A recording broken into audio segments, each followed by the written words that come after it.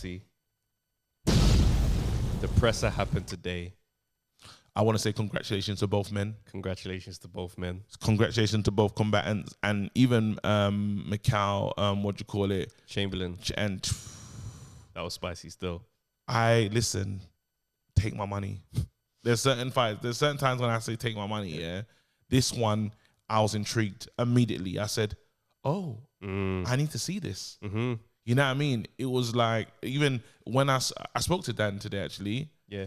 And I was like, bro, well done. That was a really good. He played it well. That was a really good. And then he was saying that, well, I need you lot to be at the fight.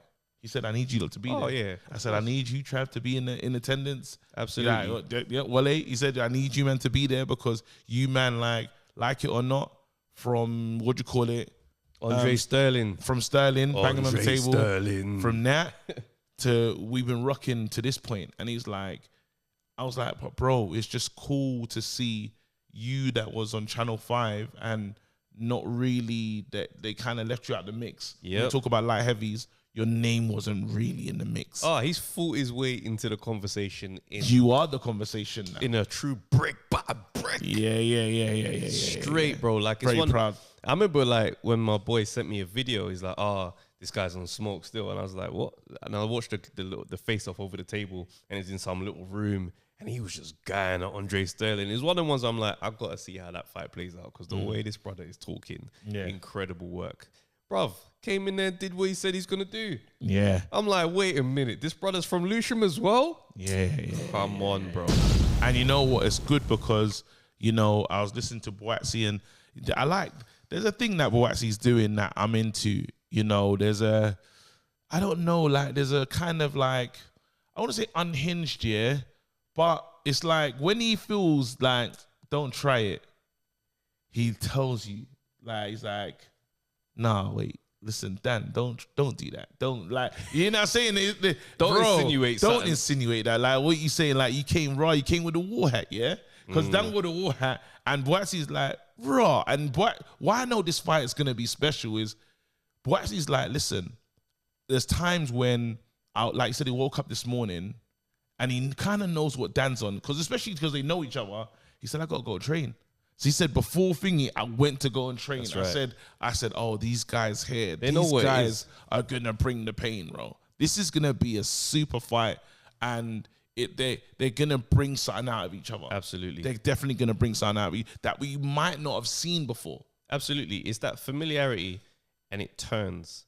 Whereas, like, it's one of those ones where, let's say me and you were to go head to head for whatever it was. There's a thing where it's like, I know what KG's on. Yeah. I know he's not slacking. Yeah. And likewise, you'd be like, nah. I know it. Well, I know you. Yeah, I know exactly. It happened. I would say, what do you call it? I remember, this is the moment that happened.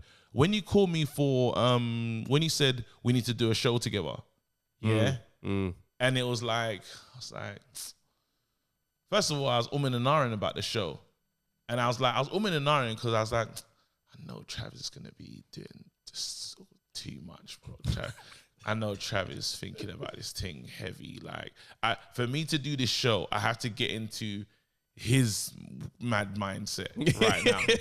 So I'm like, raw. And then I remember when he asked me, you heard me pause, and then you came back with the jab, almost like, no, you can do it though. You remember? He's like, I remember. I weren't letting you say no. You weren't letting me say no. It wasn't one of them things. You know, you have a phone call with someone. It's like, yeah, we should do that, and it kind of flows into the air. It's like, no, this is the date that I'm thinking.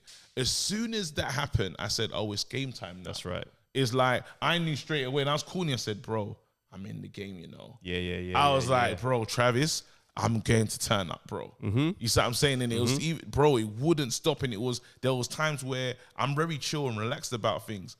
But I was like, I want us to walk out of the venue knowing we both went to work. I don't want to walk out of anything.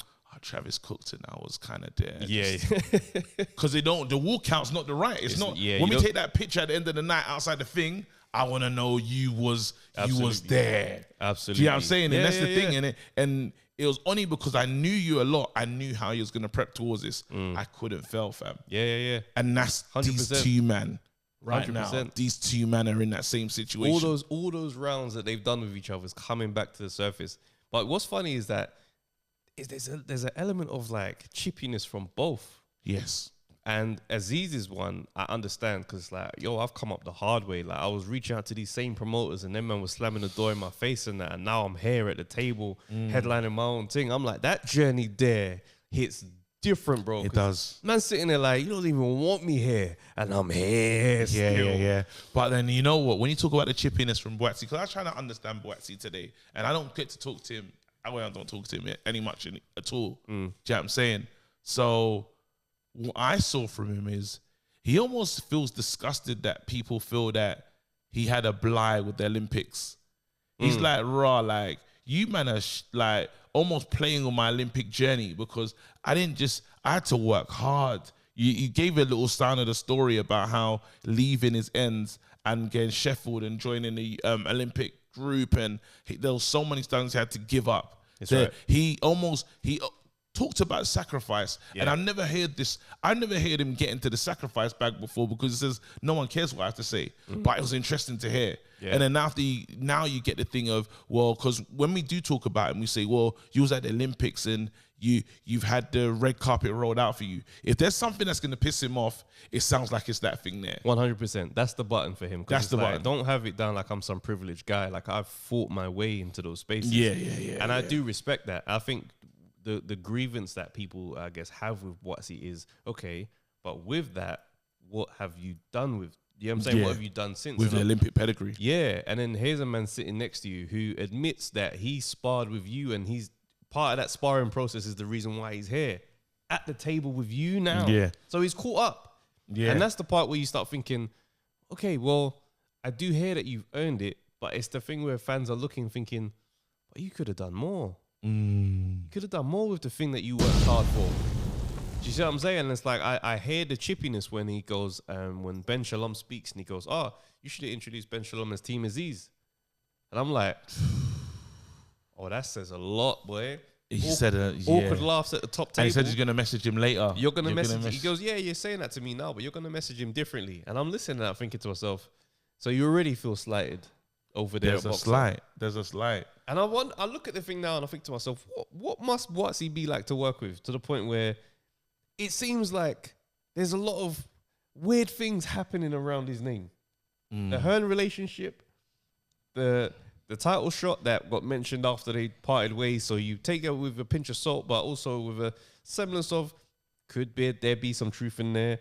Like, is he a promoter's dream, like a nightmare packaged in a dream box? Because when you look at Boatsy fight, you can't not like that product. Yeah. If I'm the promoter of Boatsy, I'm thinking, absolutely, well done. I'm glad I'm happy. But then there's like, I guess there's the inactivity. There's all these different things that kind of factor in, which is why a promoter would like Dan Aziz. Dan Aziz is pulling up for fights on his holiday. He said, right, there's boxing going on there, yeah? There's boxing going on.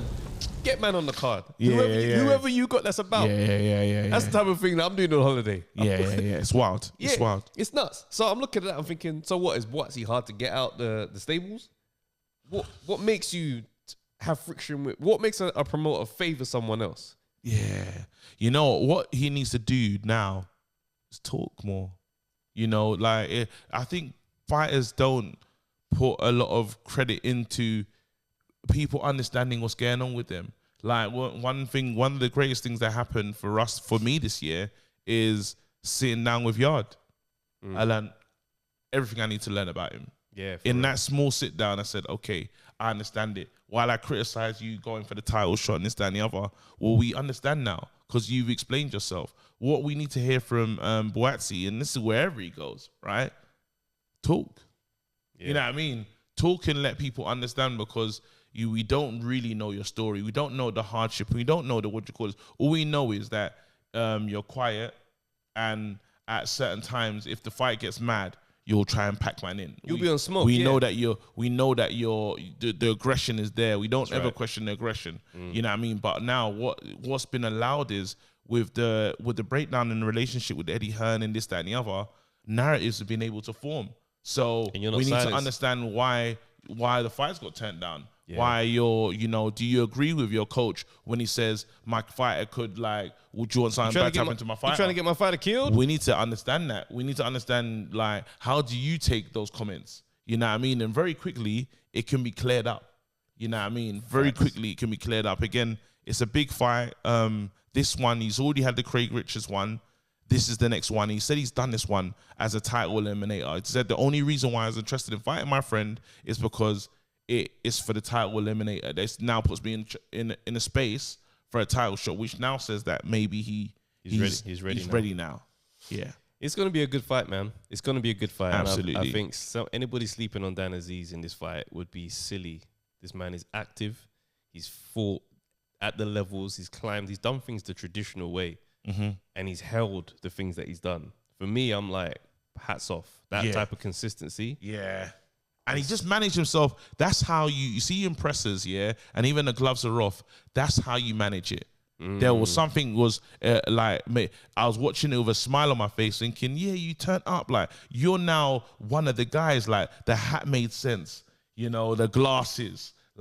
Is the demeanor and everything that was being on show today was making sense to me. 100%. You know what I mean? And that's good. And luckily, as he said, you got two fighters. You got the new line of moving to the promoter and saying, promoter, you don't really care for me, bro. Yeah. That's pretty much what he said and that's nice. This is why we're here. Facts, bro. And shout out to Chamberlain. That was a funny presser as well. Man got the 2-pack bar off. He said it's me against all. What you 2-pack, fam? Brilliant. I'm going to watch that. When someone just cuts the legs away from you, whatever you're going with, it's the funniest feeling, because now you just know you look nuts. You look crazy because that 2-pack bar will always hit. Yeah. Is that your girl's tour? Wait, is that, what do you call it? Is that your, hold on. What do you say? Is that your world tour or your girls tour? Something like that. Mad. Damn. Absolutely insane. All right, man. It's not.